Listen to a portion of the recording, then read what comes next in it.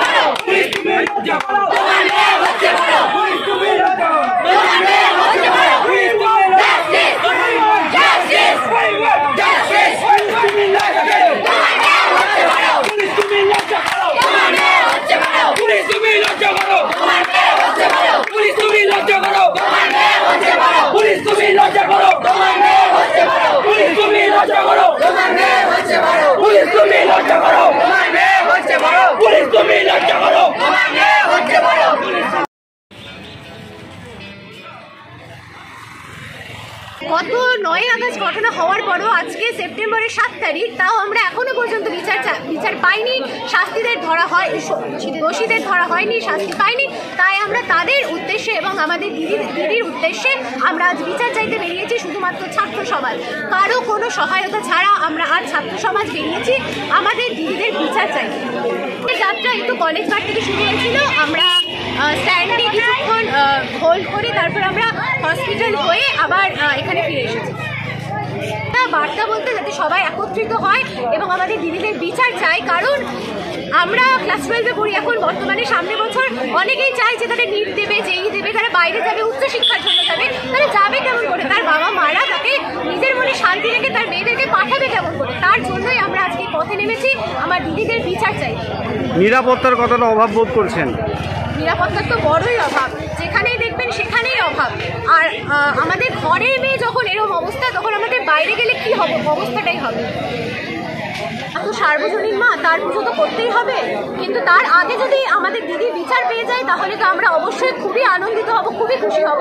কিন্তু তার মধ্যেও যদি দিদি বিচার না পায় তাহলে আমরা পুজোটাকে করব, কিন্তু খুব অল্প করে, জাঁকজমকপূর্ণ নয়, একেবারে খুব স্বল্প পরিমাণে পুজো করা হবে। কিন্তু সার্বজনীন মায়ের পুজো তো করতেই হবে। মা আসছে, শক্তি আসছে, মায়ের পুজো করলেই শক্তি আসবে। আশা রাখি যে বিচারটা হবে, কারণ আশা রেখেই হয়েছে গত নির্ভয়ার বিচার। আমরাও চাই এবারকার অভয়ার বিচারটাও আমরা আশা রেখেই যাতে পাই, কিন্তু অতি শীঘ্র। 10 বছর পর যাতে আমরা সেই 10 বছর আগেকার ঘটনার বিচার না পাই, কারণ এরকম ঘটনা প্রত্যেকটা শহরের কোণে কোণে ঘটে চলেছে, কোণে কোণে, যেখানে আমরা খবরও পাই না, কারণ সেগুলো রেজিস্টারই হয়। তাই আমরা চাই যাতে এই বিচারটা আমরা খুব তাড়াতাড়ি। আপনার নাম এবং পরিচয়? আমার নাম হচ্ছে পৃথা দাস, আমি দ্বাদশ শ্রেণী। কোন স্কুল? আমরা ছাত্রী হিসেবে এসেছি, স্কুলের নাম বলছি না। আমরা এখানকার সমসাময়িক আশেপাশের স্কুল থেকেই এসেছি।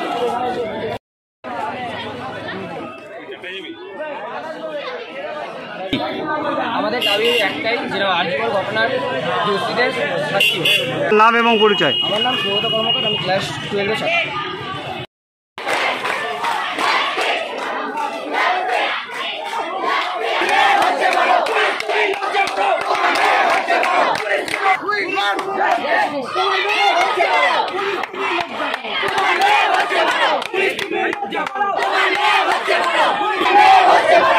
তুমি লজ্জা করো।